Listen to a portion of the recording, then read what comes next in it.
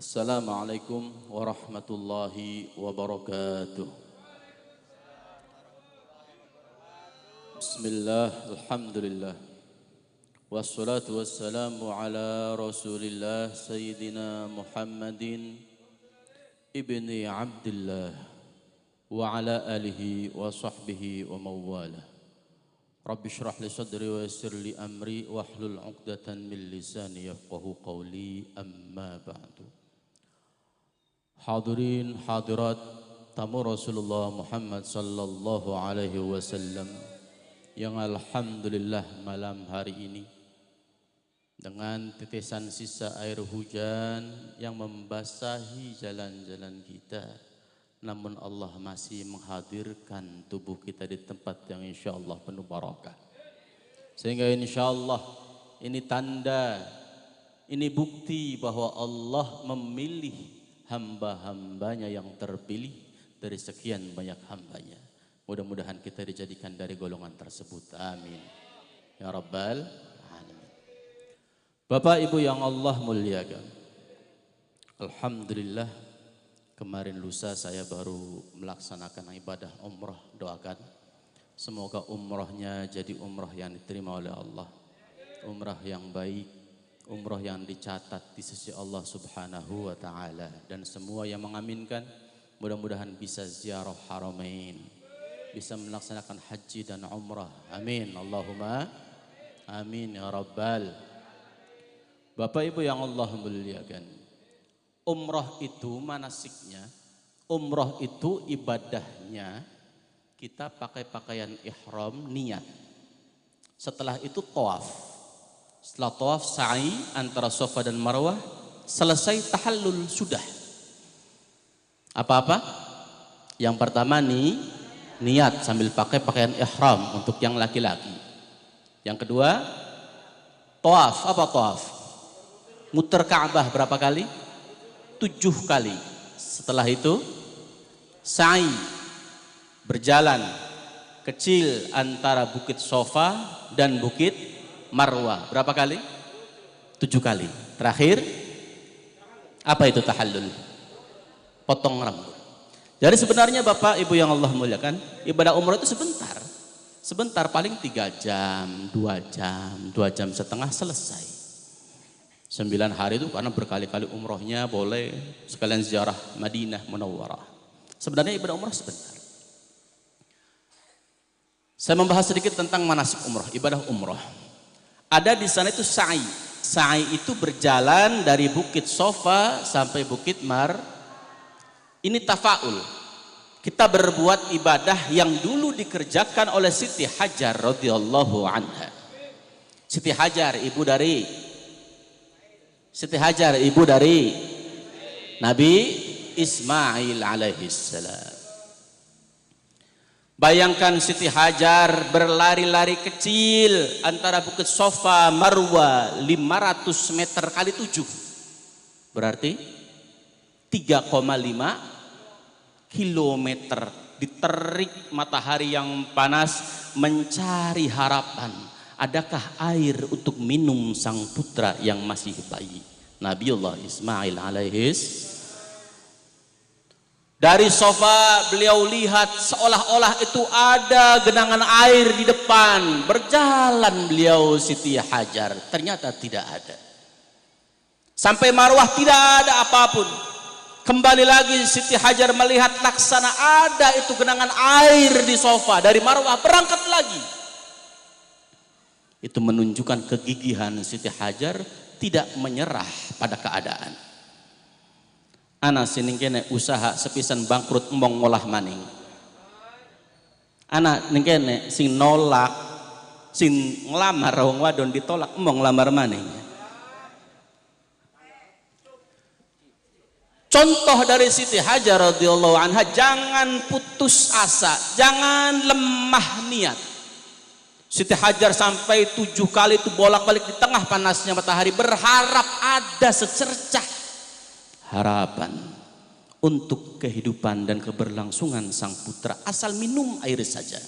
Karena kita tahu kalau padang pasir itu kan seperti ada fata morgana. Kita saja kalau di jalan ini, kalau siang-siang kan kadang-kadang kalau di tol Atau di Pantura lihat kayak Fata Morgana. Ngerti Fata Morgana, Bu?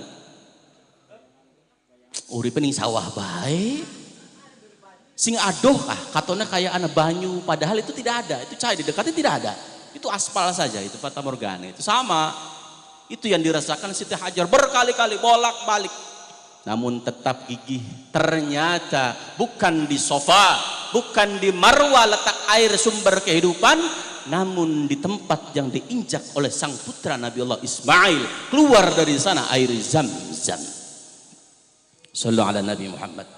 Kadang kita usaha coba A, usaha coba B, bisnis coba bisnis A, bisnis coba bisnis B.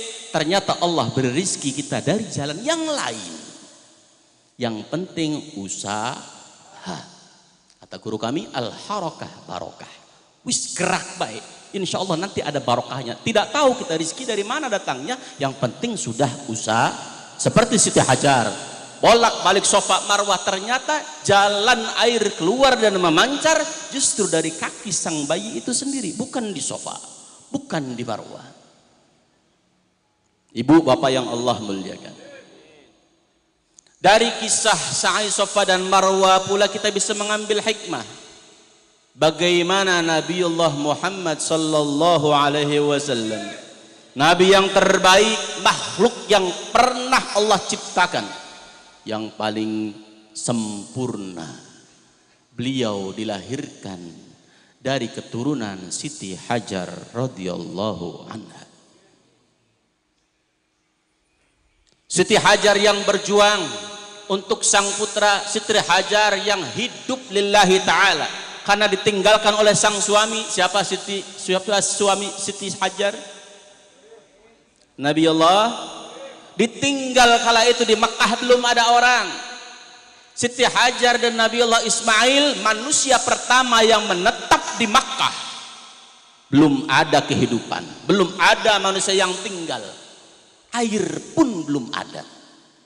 Air belum ada. Modelnya sampean ke wah lemah batak kuwi sentek priwen kini mak aya apa maning putak. Banyak pirang-pirang sawah masih ambak put. Lihat Siti Hajar bagaimana pasrah kepada Allah. Ketika ditinggalkan oleh sang suami, Nabi Allah Ibrahim ditanya, "Wahai Ibrahim, apakah ini perintah dari Allah?" Dijawab, "Iya. Kalau begitu aku menerima." Ari perintah sing pangeran wis tak terima kula siap menjalani ini. Bagian urip langka wong ning kono. Walaupun hidup tidak ada sumber kehidupan, air tidak ada, jangankan tanaman, jangankan tumbuhan dan makanan, air tidak ada, ditinggal oleh sang suami. Namun yakin kepada Allah dan barokah keyakinannya Siti Hajar, barokah usahanya Siti Hajar, manusia yang terbaik dilahirkan dari rahim keturunan beliau. Sallallahu ala Nabi Muhammad. Karena Nabi Muhammad sallallahu alaihi wasallam keturunan Nabi Allah Ismail Nabi Ismail putra dari Siti Hajar radhiyallahu anha. Lihat bagaimana jika seorang ibu, bagaimana jika orang tua benar hatinya menghadap Allah, yakin hatinya dalam kehidupan kepada Allah, diberikan oleh Allah keturunan yang saleh. Karenanya seperti malam ini kita hadir, kita istiqamah setiap minggu bareng baca sholawat, bareng hadir majlis ta'lim, itu ada harapan kita kepada Allah, doa kita kepada Allah, ya Allah berikan kelak dari tulang rusuk kami, dari rahim-rahim kami, keturunan yang menyembah Engkau, keturunan yang salihin, yang salihat seperti Nabi Allah Muhammad sallallahu alaihi wasallam dilahirkan dari Siti Hajar yang begitu salihah. Paham? Paham? Ci, wis pengen selimutan bae tak ngantuk. Oh si Alon paham. Wonge akeh suarane langka. Namun dibalik juga ada ilmu tersirat dari sini. Kalau kita ingin keturunan yang saleh salihah, kita sebagai orang tua harus saleh salihah. Namun ada ilmu yang dibalik juga dari hikmah kejadian ini. Apa? Lihat. Bagaimana Nabi Muhammad sallallahu alaihi wasallam menjadi makhluk yang paling indah dan mulia yang pernah Allah ciptakan. Apa di antara langkah-langkah beliau Rasulullah? Rasulullah mengamalkan apa yang diamalkan oleh neneknya. Siapa mau sing pegawainya sa'i? Melongo baik. Sa'i apa sa'i? Jalan antara Safa dan Marwah. Siapa? Siti Hajar. Namun bayangkan, namun cermati, Rasulullah Muhammad sallallahu alaihi wasallam mensyariatkan haji dan umrah dengan manasik sa'i Safa dan Marwah di dalamnya. Itu mengajarkan bahwa Rasulullah menjalankan, mengamalkan dan melanjutkan ibadah neneknya. Siti Hajar pengen Kanjeng Nabi putune sing paling soleh, menusak sing paling soleh, njalanaken ibadai mbok tuane meluan karenanya ayo ikut kebaikan, ikut kebiasaan yang baik dari orang tua kita, dari nenek kakek kita. Lamunkah bapaknya sampean terkenal loman pisan, ya aja sampeannya ku beli seneng loman. Bapaknya maja kaji kosi loman, anaknya mah medit tinggaling dibuka kupluk kayak bener. Apa ki arane ki? Unjeng-unjengan apa itu?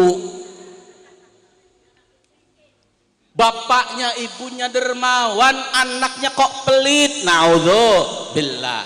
Bapak ibunya santri, pernah mesantren, pernah menimba ilmu agama, anaknya liar. Naudzubillah.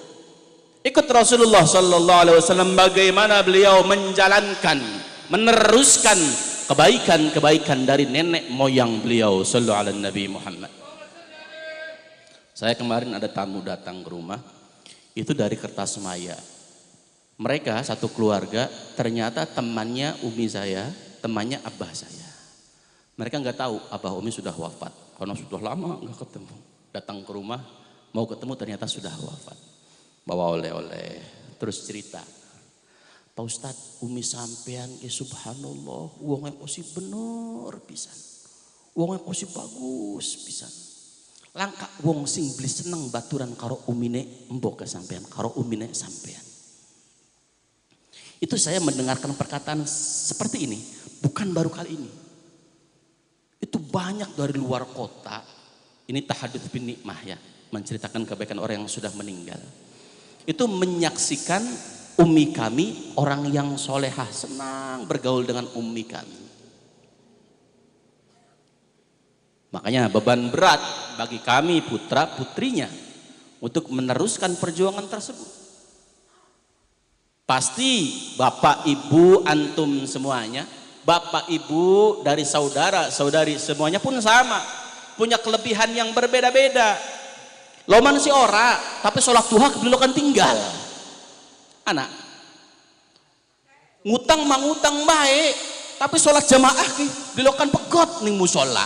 Anak ikuti yang baik dari orang tua kita, ikuti kebaikan dari nenek moyang kita, karena itu akan menelurkan bibit-bibit yang Allah janjikan dalam Al-Quran, dzurriyyatan ba'duha min ba'd. Para anbiya Allah utus itu dzurriyyatan ba'duha min ba'd. Orang-orang yang diutus oleh Allah itu mereka adalah keturunan dari keturunan yang lain. Maksudnya bagaimana? Para nabi itu kalau kita belajar sejarah, itu silsilah mereka itu menyambung semuanya kepada satu syajarah, satu garis keturunan. Karenanya kalau gus-gus, kalau kiai-kiai di Jawa itu rata-rata menikahkan putra putrinya dijodohkan dengan gus yang lain, dengan ning yang lain. Habib sama kadang-kadang dinikahkan dengan syarifah. Itu untuk menjaga dzurriyyatan ba'duha min ba'd. Sudah, jangan repot-repot cari calon mantu glati ning sor apa kan harane kah? Apa kolong bahasa kerennya apa kolong? Longannya. longan panggung organ, glatik sing paling akeh nyawer. Salah. Cari dari yang soleh. Ada Pak Haji di kampung, Pak Haji dua anak tak beli, dua mantu tak beli, kula iki dua anak siap nikah. Ada teman majelis kita hadir, kayaknya wis tua kan, sampai wis dua anak gede, wis barangkali itu jodoh. Cari yang baik, dzurriyyatan ba'duha min ba'd. Karena semua orang baik itu terlahir dari gen yang baik. Seperti Rasulullah Sallallahu Alaihi Wasallam terlahir dari Siti Hajar, terlahir dari Nabi Ismail, dan bukan hanya gen yang diutamakan, harus ada kepedulian meneruskan perjuangan kebaikan mereka. Ya maaf, seringnya diulang-ulang nang kiai kah? Ada anaknya Nabi tapi tidak beriman, matinya kafir. Naudzu, seperti putra Nabi Nuh. Karena dalam hadis disebutkan 3 amal yang tidak terputus pahalanya bahkan seseorang ketika dia telah meninggal. Salah satunya adalah waladun salihun yad'u lahu. Anak yang soleh yang mendoakan orang tuanya yang sudah meninggal. Ini disebut oleh Rasulullah SAW bukan hanya waladun yad'u lahu, bukan hanya waladun lahu. Rasul tidak hanya bersabda anake beli. Rasul bersabda anaknya yang soleh yang mendoakannya. Ini Rasul mengisyaratkan bahwa anak itu perlu dididik yang baik, perlu pendidikan agama yang kuat, sehingga ketika orang tuanya meninggal paham dia kirim arwah, paham dia mendoakan, paham dia memikirkan nasib orang tuanya di alam kubur dan alam barzakh. Ada perjuangan dan usaha orang tua mendidik anak cucunya untuk jadi orang yang soleh solehah. Bukan hanya sekedar punya anak enak sudah mati dikirim pahala dari anak, bukan. Waladun solehun yad'u lahu, anak yang soleh yang mendoakannya. Dan soleh bukan dilahirkan, soleh dibentuk. Kesolehan kudu dibentuk. Anak turunan gen anak. Ada nasab, ada, tapi itu bukan andalan.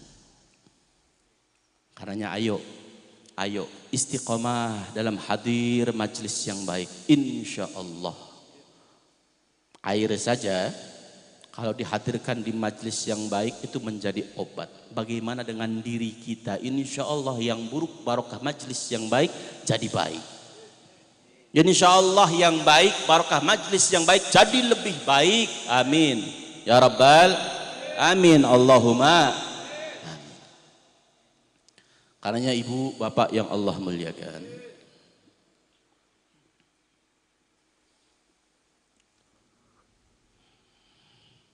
ayo terus bertobat kepada Allah, ayo terus mendekat kepada Allah melalui Rasulullah Muhammad sallallahu alaihi wasallam.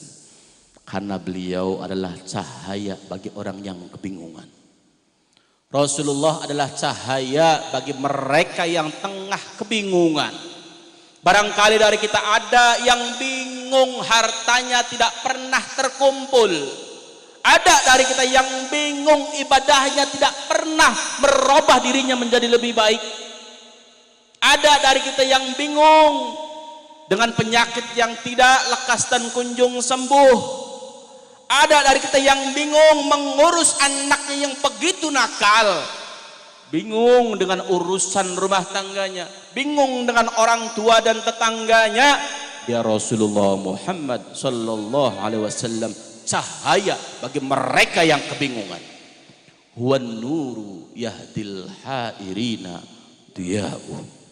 Dia Nabi Muhammad sallallahu alaihi wasallam cahaya bagi mereka yang tengah kebingungan. Mudah-mudahan kabeh kula sampai lagi putak eder urip ya Allah, eder usaha gagal baik, rumah tangga panas baik, anak dididik ora dadi baik. Barokah Nabi Muhammad sallallahu alaihi wasallam sang cahaya, barokah membaca sholawat kepada Nabi Muhammad sang cahaya, Allah jadikan semua kebingungan kita sebagai sesuatu yang dimudahkan oleh Allah. Amin ya rabbal alamin. Mudah-mudahan barokah dan manfaat.